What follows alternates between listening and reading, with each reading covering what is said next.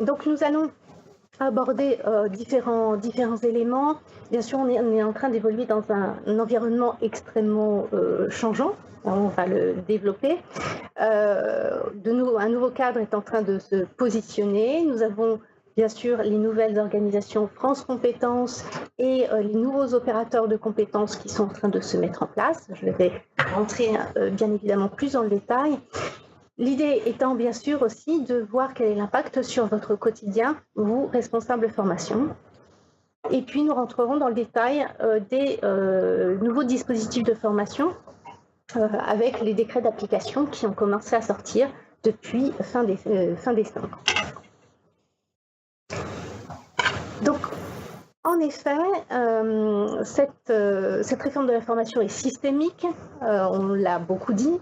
Quand on dit systémique, en effet, c'est bien un ensemble qui évolue.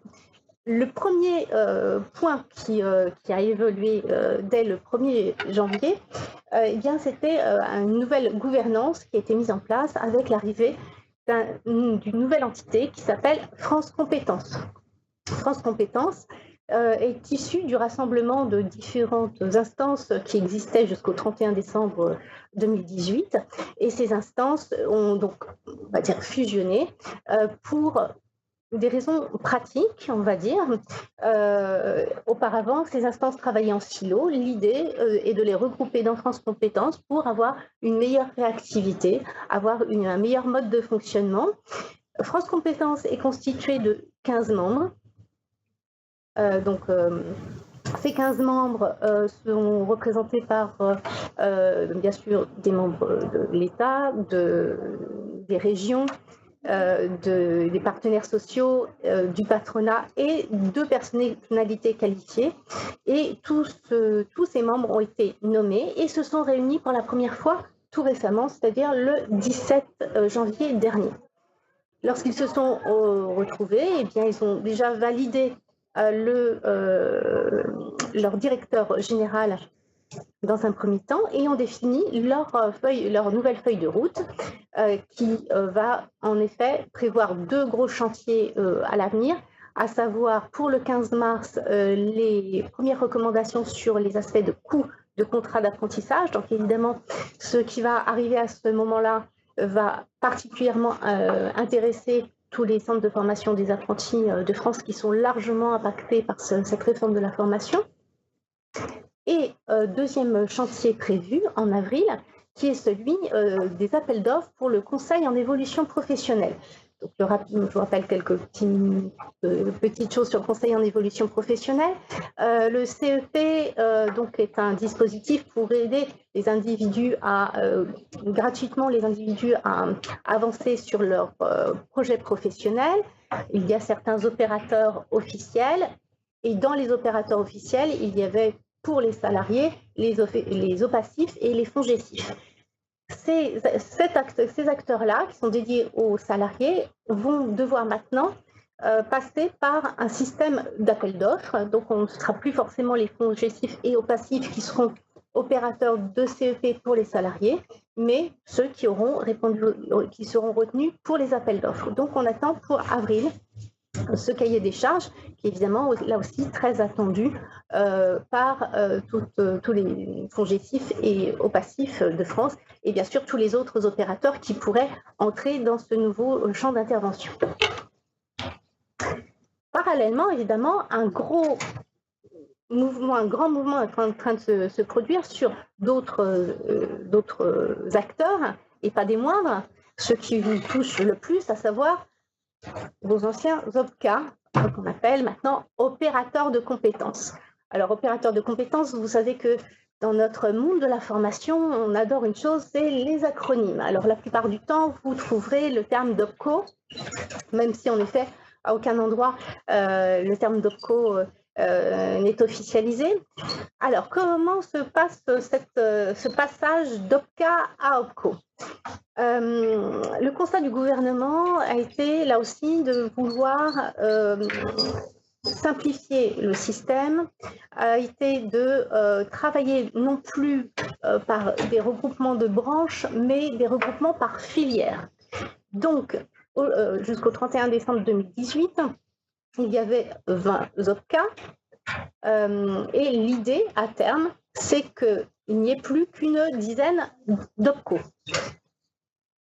Au mois de septembre, un rapport a été remis par messieurs Marc Gaborski, qui a donc proposé 11 filières d'organisation, charge aux branches de s'organiser jusqu'au 31 décembre pour pouvoir définir des opérateurs de compétences auxquels ils pourraient être rattachés, chose qui a été faite, et que je vais approfondir avec vous dans le slide suivant.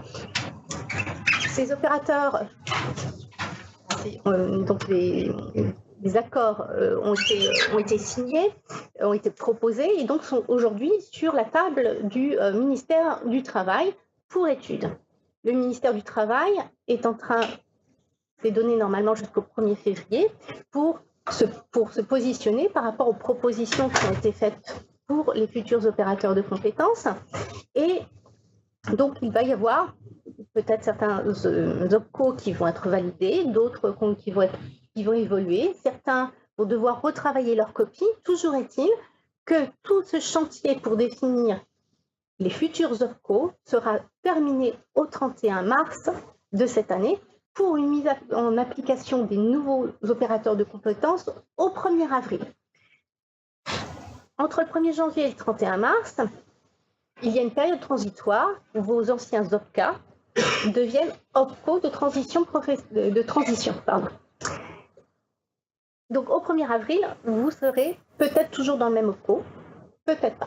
Par contre, ce qui est à retenir, parce que forcément c'est un impact concret sur votre activité, au 28 février, vous avez votre participation de formation à verser. Cette participation, vous la verserez à votre ancien OPCA. Par contre, je vous rappelle qu'au titre de 2019, vous avez une deuxième contribution qui sera à verser en fin d'année. En fait, on est en train de préparer la future organisation qui va faire qu'on paiera pour l'année en cours la participation formation, jusqu'à ce que ce soit d'ailleurs l'URSSAF en 2021 qui fasse la collecte. Donc, sur le second versement que vous aurez à faire, eh bien, c'est au futur opérateur de compétences qu'il faudra le verser. Futur opérateur de compétences que vous ne connaissez pas à l'heure actuelle, bien évidemment. Quoique, puisque aujourd'hui, donc je vous ai fait un tableau récapitulatif, bien sûr à prendre avec beaucoup de précautions, parce qu'il y a eu des accords constitutifs qui ont été mis en place, mais les négociations sont toujours en cours, et comme je vous l'ai dit, tout est encore sur la table du ministère du Travail, et il y a des copies à retravailler, des éléments à modifier. Ce qu'on peut dire quand même à l'heure actuelle, en tout cas si on fait une photo à aujourd'hui, c'est que l'AFDAS restera l'AFDAS. Voilà, il y a quelques OPCA qui ne devraient pas trop bouger. Donc on en retrouve l'AFDAS, Constructis en tant qu'OPCO de la construction. Le FORCO deviendrait OPCommerce. Donc ça c'est pour ceux qui semblent les plus... qui vont le moins changer a priori. Certains autres OPCA se sont regroupés assez rapidement, je pense en particulier le FASIEC et OPCA-BAYA, qui sont des opérateurs qui vont travailler donc, sur le champ du conseil aux entreprises et du conseil financier. Et là, a priori, le nom d'Atlas serait retenu. Donc, chacun est en train de déterminer ses noms. Vous avez ensuite un certain nombre d'OPCA qui se sont regroupés, FAFSEA, OPCALIM pour tout ce qui est en effet agricole et agroalimentaire. Alors là aussi, il semblerait qu'il y ait des discussions quand même en ce moment qui ne soient pas aussi simples, et donc leur OPCO s'appellerait OCAPIA à l'avenir. Ensuite, vous avez eu tout un regroupement pour tout ce qui est interindustriel. Donc, je vous ai listé les OPCA qui existent aujourd'hui. Et ça pourrait s'appeler OPCO2I. Ensuite, alors je vous ai mis un peu plus en gras la ligne suivante, puisqu'en fait, d'un côté, je vous ai parlé de 20 OPCA, et aujourd'hui, il y a 13 et 13 signatures, 13 accords à la signature. Mais sauf que sur les 13, eh bien, il y a un petit souci sur la partie, en effet, qui va toucher la GEFOS PME et Actalliance. Il y a aujourd'hui deux OPCO qui se sont créés, qui seraient sur le même champ. Donc on pourrait avoir, et donc qui sont soutenus l'un par l'UDP, l'autre par la CPME. Donc aujourd'hui, le ministère du Travail leur demande s'ils pourraient essayer de faire en sorte de travailler ensemble. Donc voilà une des copies qui va être à retravailler. Pour tout ce qui est OPCO Mobilité, qui devrait s'appeler OPCO-M. Donc on a là aussi beaucoup d'éléments encore en suspens, puisque une partie du transport n'a pas souhaité rejoindre l'OPCA Transport. Air France n'a pas souhaité a priori intégrer cet OPCA-là, mais souhaiterait en intégrer un autre. Donc quand on parle de filière, à ce moment-là, on aurait quelques problèmes de regroupement. Uniformation de son côté resterait uniformation, mais aurait-il assez d'éléments pour pouvoir avoir l'agrément, puisqu'il y a certaines conditions pour pouvoir être agréé? Il y a encore des points d'interrogation. Et dernier point, eh bien, nous avons d'un côté le FAFTT et l'OPCA Transport pour la partie service et FAFI Intergro Opcalia, que le ministère du Travail aimerait se voir regrouper. Et pourtant, FAFI Intergro Opcalia et Opcalia ont créé Welcome, soutenu par le MEDEF, et qui serait un interprofessionnel. Donc évidemment, l'aspect interprofessionnel par rapport aux aspects filières qui ont été développés, eh bien aujourd'hui, le MEDEF essaie de défendre en effet sa position de maintenir un interprofessionnel. Donc voilà où on en est aujourd'hui. En clair, soyez encore très vigilants sur les évolutions qu'il pourra y avoir. N'oubliez pas que c'est votre branche qui va ensuite déterminer votre futur OPCO, la filière à laquelle vous allez être raccroché. Mais je voulais vous donner un panorama des avancées connues à la date d'aujourd'hui. Au-delà de ça, bien évidemment, vous avez des changements aussi extrêmement concrets sur votre quotidien. Votre plan de formation, vous ne l'appellerez plus plan de formation, mais plan de développement des compétences, avec ce que ça peut générer derrière, hein, ce n'est pas qu'un changement de verbatim. Vous avez la typologie des actions de formation qui ont été simplifiées. Je vous rappelle qu'auparavant, lorsque vous signiez une convention de formation, il fallait faire rentrer une action de formation dans une des catégories, il y en avait 13. Aujourd'hui, on est largement simplifié, on est catégorisé soit en action de formation, soit en action de bilan de compétences, soit en action de VAE, soit en action d'apprentissage. Donc voilà une simplification sur les conventions de formation. Un autre élément disparaît qui soulage bien des responsables de formation, la fameuse catégorisation du plan de formation qui faisait que vous étiez obligé pour chaque action de formation de déterminer si on était en catégorie 1 ou catégorie 2, donc adaptation maintien d'un côté, développement des compétences de l'autre. Cette partie disparaît. N'oublions pas toutefois que vous avez une obligation de formation pour des formations non obligatoires. Ça, c'est aussi une nouvelle notion qui arrive, entre autres, pour bien vous positionner par rapport à l'état des lieux que vous devez faire tous les 6 ans par rapport aux formations. Également, disparaît l'allocation de formation lorsque vous faites du hors-temps de travail. Et au lieu d'avoir 80 heures de hors-temps de travail, on passe à 30 heures. Voilà pour le quotidien dans les éléments fondamentaux. Dans les éléments qui me semblent extrêmement importants également, la définition de l'action de formation. Pour moi, la définition de l'action de formation a été jusqu'à présent un squelette, un élément fondamental de l'organisation de la formation et de la relation avec les organismes de formation, puisque je vous rappelle, on était sur un programme préétabli en fonction d'objectifs déterminés. Je ne vais pas vous ressortir toute la définition de l'action de formation, mais elle posait un cadre assez précis. Là, dans les différents éléments qui sont précisés dans la définition de l'action de formation, dont on va voir un peu plus les détails juste après, on peut noter que par rapport au cadrage de l'action de formation, on nous laisse de grande latitude, à savoir que on a déjà l'ensemble du parcours pédagogique, y compris ses conditions de prise en charge, qui peuvent être différenciées. Donc ça veut dire qu'il faudra, si vous avez à faire financer des formations par un OPCO, à bien valider les conditions d'organisation et de prise en charge de la formation. Vous allez devoir aussi, si vous êtes vous-même le financeur en tant qu'entreprise, eh bien, cadrer les choses pour savoir comment les choses se passent. Et puis, de même, si on intervient avec Pôle emploi, si on intervient avec la région, il faudra être bien au clair par rapport aux attentes des financeurs. Derrière, vous avez bien sûr l'organisation du parcours. Et donc, il faut expliquer en effet comment va être organisé le parcours, et on vous dit que vous pouvez le faire par tout moyen. Donc, il faut apporter la preuve, mais en effet, on ne vous explique pas comment, on vous dit par tout moyen.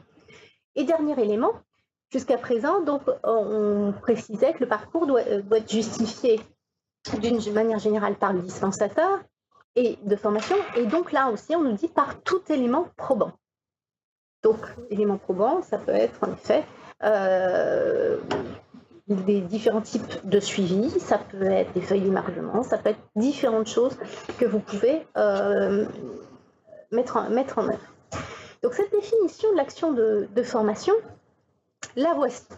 Alors, j'ai volontairement choisi de vous mettre l'ensemble de la définition de l'action de formation, quitte à vous faire un slide un peu lourd. Mais comme je vous l'ai dit, cette définition de l'action de formation a toujours été prépondérante dans notre activité. Donc, ça me semble important de l'avoir dans sa globalité. Déjà, la définition de l'action de formation aujourd'hui est extrêmement courte, mais elle est précise en même temps. Ça se définit comme un processus pédagogique permettant l'atteinte d'un objectif professionnel. Donc là, on est bien au-delà d'une définition de l'action de formation. J'ai tendance à dire qu'on est dans une définition de l'action de la montée en compétence. La montée en compétence des collaborateurs. Et on vous précise également qu'elle peut être réalisée en toute partie à distance et en situation de travail. Donc, on attendait particulièrement les deux décrets sur la partie distancielle et sur la formation en situation de travail, ce qu'on appelle la fameuse AFEST ou l'AFEST en fonction de si vous parlez d'action de formation ou de formation en situation de travail. Donc, les définitions sont arrivées. Pour tout ce qui est autour de la formation en distanciel, en toute partie à distance, on retrouve plus ou moins ce qu'on retrouvait dans la définition de l'action de formation qui avait déjà été intégrée dans la loi El Khomri, qui avait déjà positionné la définition de l'action de formation en distanciel. Comment est-ce qu'on trouvait le distanciel? Donc là, j'ai mis en rose pour faire ressortir les éléments. En effet, on est bien sûr de l'assistance technique et pédagogique appropriée, approuvée. Pour assurer un suivi, bien noter et informer les bénéficiaires des activités pédagogiques qui sont à effectuer. Donc ça va, on informe bien les gens et en plus on leur explique comment ils vont être suivis. Donc ça donne un caractère donc, de vérification du suivi de la mise en œuvre de la formation. Et puis, en effet, en dernier lieu, il y a les modalités d'évaluation. Donc, l'évaluation est considérée comme un point extrêmement important du processus pédagogique. Donc, ça, c'est un premier point. Ensuite, le deuxième décret qui était extrêmement attendu, c'est donc le décret sur les actions de formation en situation de travail. Alors, bien évidemment, on le savait déjà, cette situation, il était hors de question de ne pas cadrer la formation en situation de travail et de se retrouver dans les situations qui ont été connues il y a fort longtemps où finalement on faisait passer pour de la formation ce qui était fait assez rapidement sur un coin de table. Donc on est bien au clair. Là, on nous dit très précisément qu'on doit adapter les éléments à des fins pédagogiques, qu'il doit y avoir un formateur qui va exercer une fonction tutorale, bien dans un cadre pédagogique dans son ensemble. On est amené à avoir des approches de phase réflexive et on a des évaluations à prévoir. Donc, on est bien dans un cadre, on est dans la situation de la mise en situation de travail, mais on est amené à imposer un cadre. Ça va amener les services formation à travailler beaucoup plus, je pense, avec cette définition de l'action de formation, sur la notion de retour sur investissement. J'espère que cette nouvelle définition d'action de formation va amener en effet à voir tout l'intérêt que porte la formation, puisque là, on va aller vers l'objectif professionnel. Donc là, souhaitons qu'on aille enfin vers la notion d'investissement en formation. Pour ce dernier volet sur la situation de travail, la formation en situation de travail, sachez que Demos organise un autre webinaire donc le 1er février prochain, qui sera animé par mon confrère Franck Savane. Donc, je vous recommande bien évidemment d'aller suivre ce webinaire qui vous permettra d'entrer plus en profondeur sur le sujet. Donc cette définition de l'action de formation est extrêmement importante, puisque derrière, en effet, les dispositifs que vous pourrez utiliser, seront utilisés sur la base de cette définition de l'action de formation. Dans les différents dispositifs, en effet, on a un certain nombre de décrets sur, bien sûr, ce qui était très attendu autour du compte personnel de formation, sur le CPF de transition professionnelle, qui est en fait l'ERSECIF. Nous allons aborder aussi les premiers décrets sur l'apprentissage, sachant qu'en termes d'apprentissage, il y aura beaucoup de décrets qui sont attendus sur l'année 2019. Et en dernier lieu, nous parlerons de l'action de reconversion et de promotion par l'alternance, qu'on appelle aussi plus couramment PRO-A, pour le nouveau dispositif dont on va parler. Je voulais juste vous rappeler quelques éléments. Tous ces dispositifs ont une visée particulière. Rappelons le cadre de la loi, qui s'appelle la loi pour la liberté de choisir son avenir professionnel. Cette loi, elle fait en sorte d'appuyer sur l'emploi et l'employabilité des individus. Donc, aujourd'hui, les financements qui sont organisés sont des financements qui vont venir en soutien des publics les plus fragiles. Alors, les publics les plus fragiles, ça va être bien sûr les demandeurs d'emploi, mais ça va être aussi les sociétés de moins de 50 salariés. Pourquoi les considérer comme plus fragiles? C'est que tout simplement, dans les plus petites entreprises, il est souvent plus difficile de faire partir en formation les collaborateurs. Les entreprises ont souvent beaucoup de difficultés à mobiliser la formation et à se mobiliser autour de la formation. Donc d'ailleurs, ce sera une des grandes missions des OPCO demain. Également, pour pouvoir récupérer du financement et pour pouvoir amener à avoir l'employabilité voulue dans le cadre de cette loi, les dispositifs d'alternance sont développés. Ces dispositifs d'alternance, on va retrouver le contrat de professionnalisation qui ne va pas beaucoup bouger, mais qui va aussi beaucoup inspirer les deux autres dispositifs qui sont le contrat d'apprentissage et la PRO-A. Donc, on va là aussi approfondir ces points-là. Et dernier point concernant ce financement, il est fléché également sur tout ce qui permettrait aux salariés de se rendre plus autonomes et de sécuriser leur propre parcours au travers, bien sûr, du CPF et du CPF de transition professionnelle. Je vous ai mis quelques éléments concernant les décrets qui sont sortis sur le CPF. En effet, il y a un certain volume de rédaction sur le sujet qui précise en effet les montants, les modalités, les abondements et l'ensemble des éléments qui contribuent à l'organisation du CPF. Pour être plus précise, rappelons que en termes d'alimentation, donc depuis le 1er janvier, le CPF n'est plus en heures, mais il est monétisé. Même si sur le site moncomptedactivité.gouv.fr, sur les comptes individuels, aujourd'hui, on nous laisse quand même une trace des heures qui existent. On va nous les laisser encore quelques temps, mais d'ici à la fin de l'année, a priori, on ne verra plus apparaître que l'approche monétisée et plus l'approche horaire sur ce compte. Alors, comment les choses se sont organisées? Vous savez que le compte personnel de formation est alimenté tous les ans par le biais des DSN en fonction du temps travaillé. Donc, pour des personnes qui travailleraient à temps plein et qui auraient eu une vie avant le CPF, donc qui aurait eu du DIF auparavant, on pourrait avoir 120 heures de DIF d'une part, qui doivent être saisies. Donc là, je vous invite, responsables formation, à recommuniquer vers vos salariés pour que les heures de DIF soient bien inscrites sur le compte personnel de formation individuelle. Ces heures de DIF sont importantes puisqu'elles vont être monétisées. Attention, je vous rappelle toutefois que ces heures de DIF disparaîtront au 31 décembre 2020.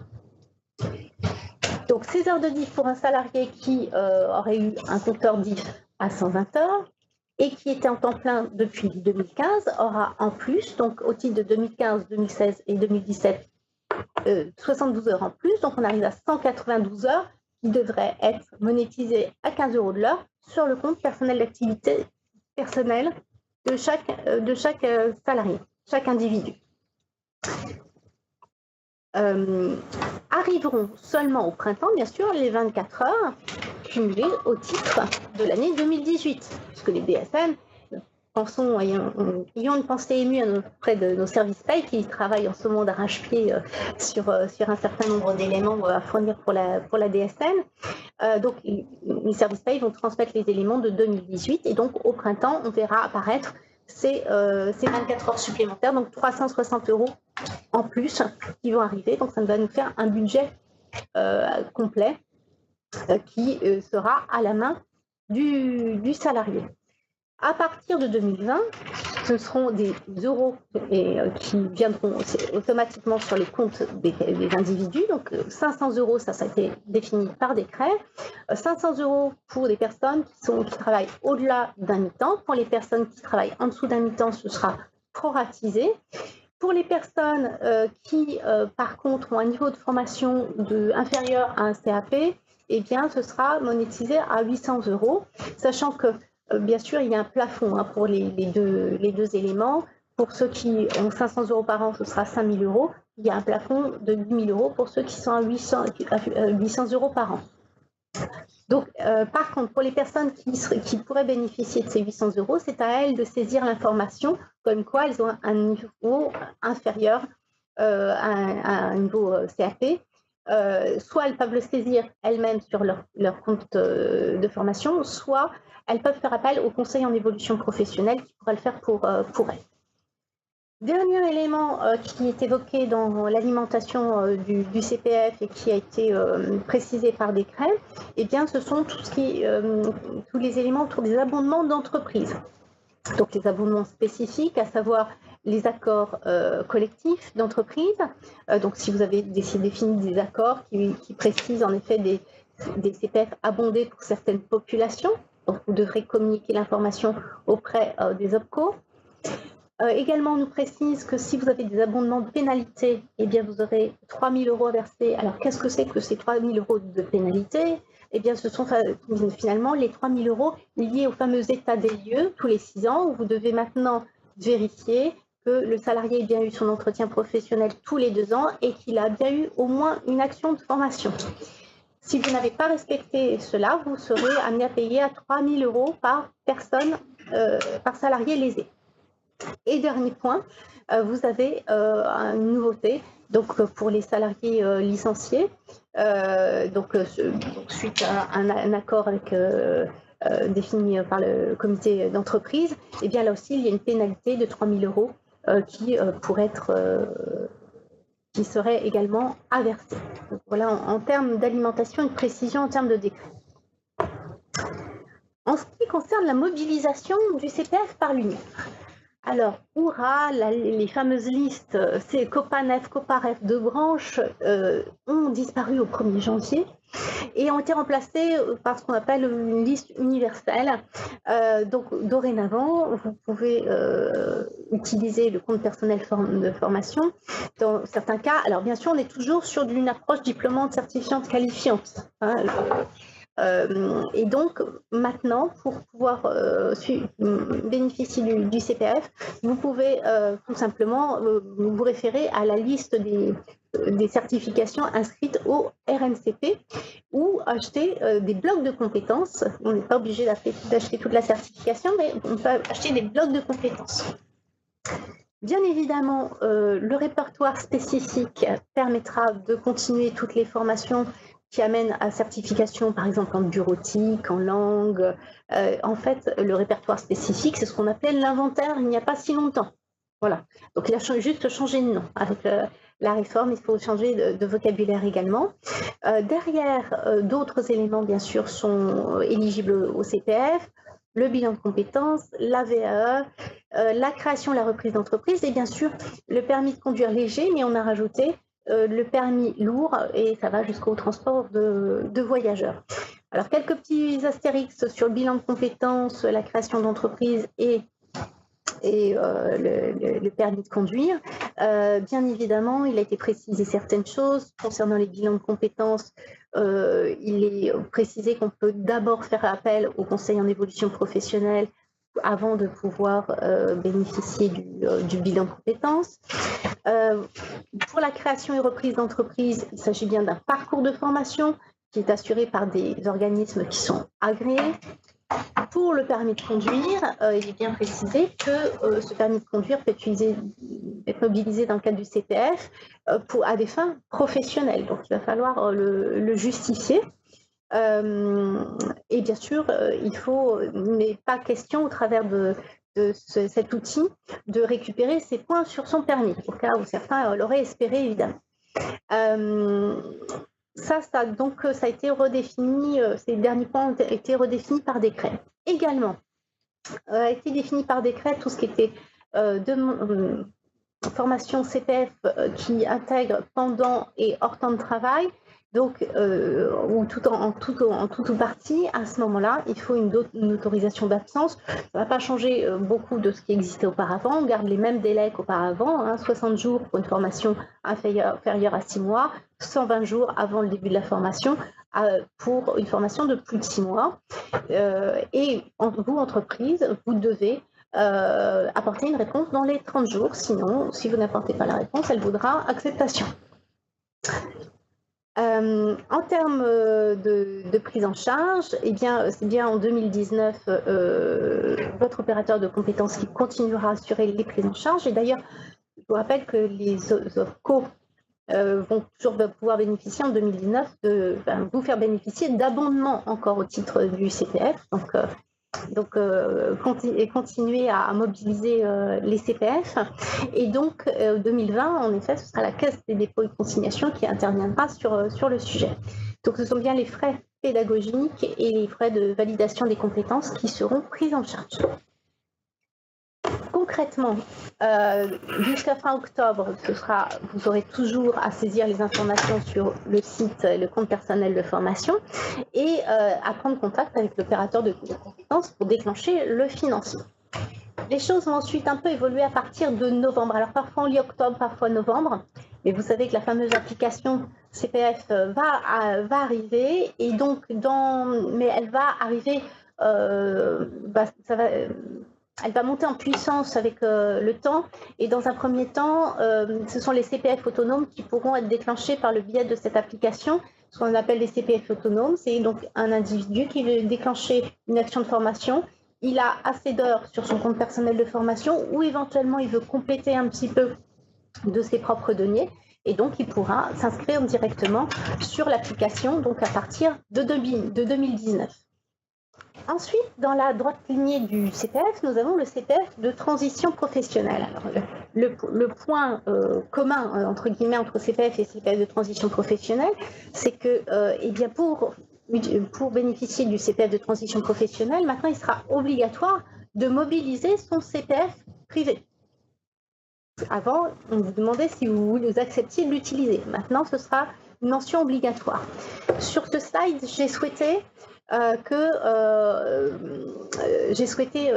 vous mettre les grandes différences par rapport au congé individuel de formation, puisque pour beaucoup de personnes, on me fait des retours en me disant mais quelle est la différence? On ne voit pas trop la différence entre les deux. Donc là, je vous ai listé ces différences pour que vous puissiez en prendre bien connaissance. Donc les conditions d'ancienneté sont en général équivalente à ce qui se passait auparavant, mais il y a eu des exceptions qui ont été prévues. Donc je vous les ai listées là. Je vois que le temps file et donc j'essaie d'avancer et je ne vais pas redéployer toutes les lignes. Vous pourrez les lire et les reprendre sur le support. Par contre, notion importante sur la durée de la formation dans le cadre de CPF de transition professionnelle. Avant, on vous parlait d'un nombre d'heures. Aujourd'hui, en fait, ce qui sera pris en compte, c'est le temps nécessaire pour pouvoir assurer cette action de formation, sachant qu'il y a un positionnement préalable gratuit qui devra être proposé par les organismes de formation pour pouvoir définir la durée du parcours par lui-même.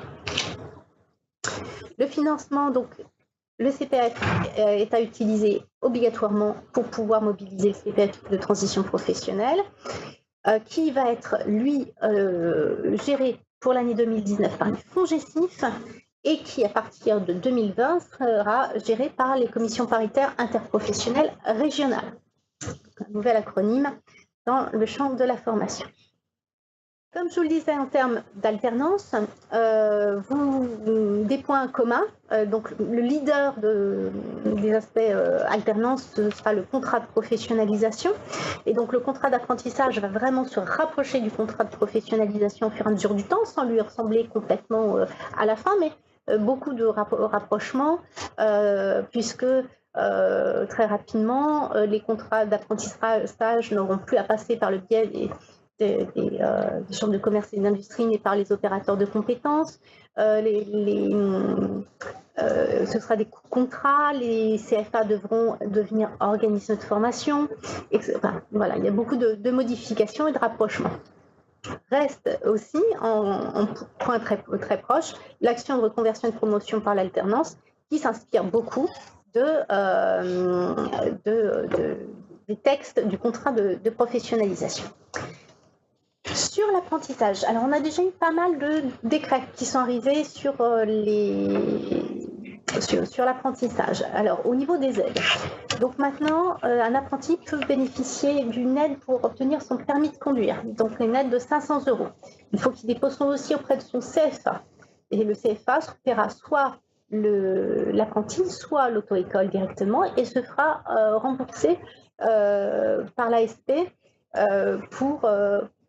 au titre de cette aide financière.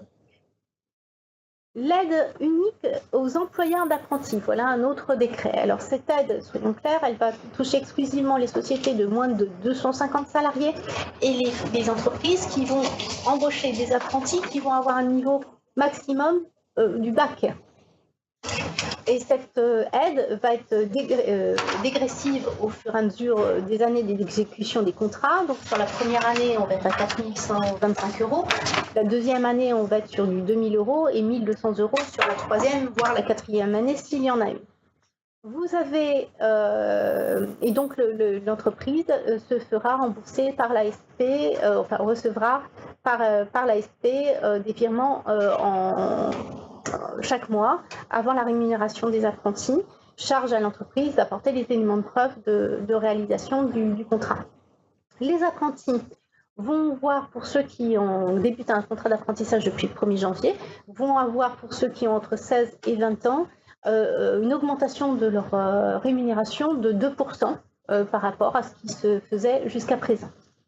Des décrets également pour le maître d'apprentissage, donc on reprécise qui peut être maître d'apprentissage, donc en général, soit des personnes qui ont un niveau de diplôme équivalent à celui qui est préparé, plus 1 an d'expérience, soit 2 ans d'expérience sur le domaine d'activité qui est préparé par l'apprenti.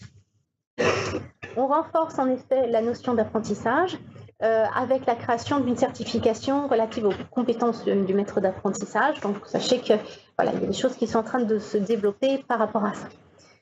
Au niveau de la vie du contrat, dans les décrets, il a été donné certains éléments, et donc ça rebondit sur le premier slide par rapport au premier chantier de France Compétences.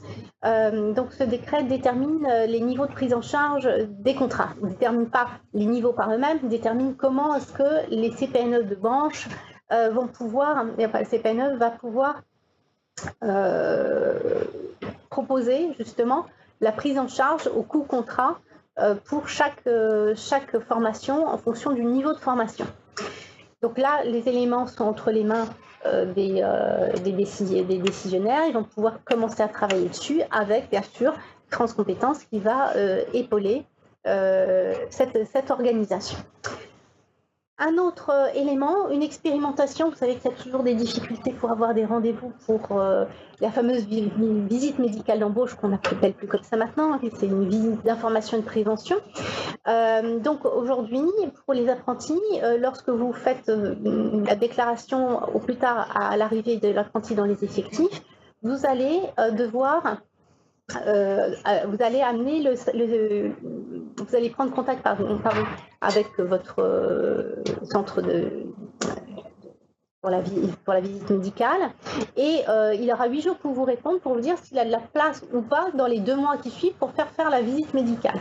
S'il n'a pas de place, eh bien c'est dans ces conditions-là que la visite médicale pourra se faire en cabinet de ville. Donc il y a une expérimentation qui est faite là-dessus.